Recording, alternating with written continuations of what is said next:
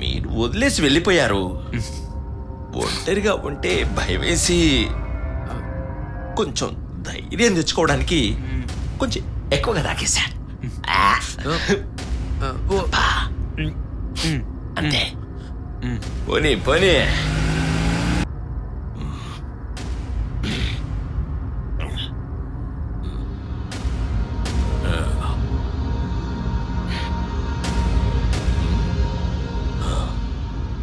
వాడు నిద్రపోయాడా? ఆ తలుపు తెరిచి వాడిని తోసేసి వెళ్ళిపోదామా? ఎరా హత్యలు చేయడం కోసమే పుట్టావు నువ్వు? రేయ్ పిరికోడా, ఊరికే భయపడకు. డబ్బు కావాలంటే ఏం చేయడానికైనా రెడీగా ఉండాలి. నాకు డబ్బు వద్దు. ఛీ!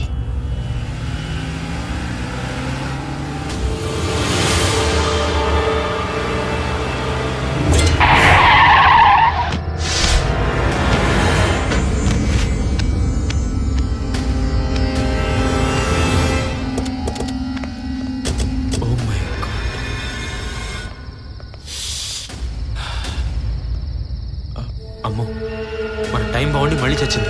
లేకపోతే మనం చచ్చుండేవాళ్ళం. ఇప్పుడైనా సచ్చిందో బతికిందో వెళ్ళి చూడు.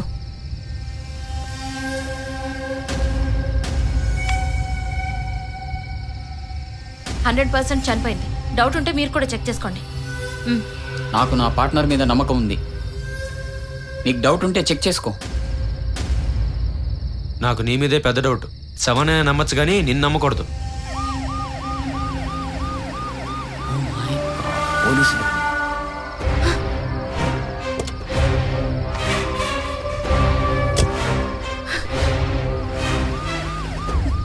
రేయ్, పోలీసులు వస్తున్నారు.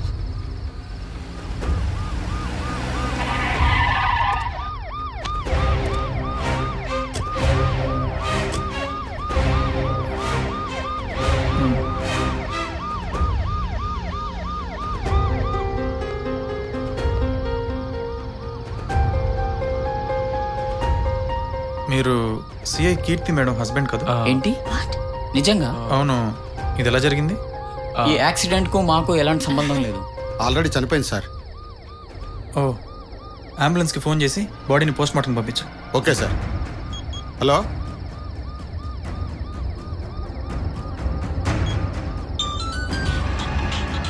Pickup pickup pickup Chandrashekar. మీ ముగ్గురులో ఎవరిదో ఫోన్ రింగ్ అవుతున్నట్టుంది. అది నా ఫోనే సార్.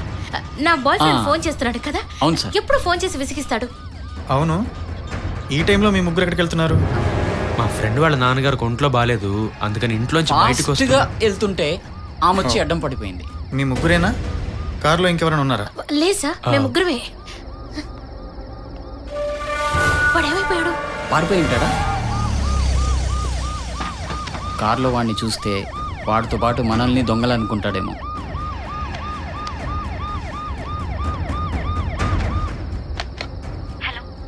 హలో మ్యామ్, నేను ఎస్ఐ విజయ్ మాట్లాడుతున్నాను. ఇక్కడ అంబర్పేట దగ్గర ఒక లేడీ స్పాట్ అవుట్.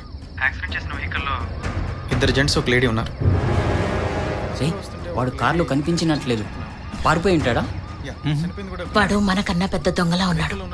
పోలీసులు రావడం చూసి వెళ్ళిపోయి ఉంటాడు. అందులో మీ హస్బెండ్ కూడా ఉన్నారు. వాట్? Okay ma'am.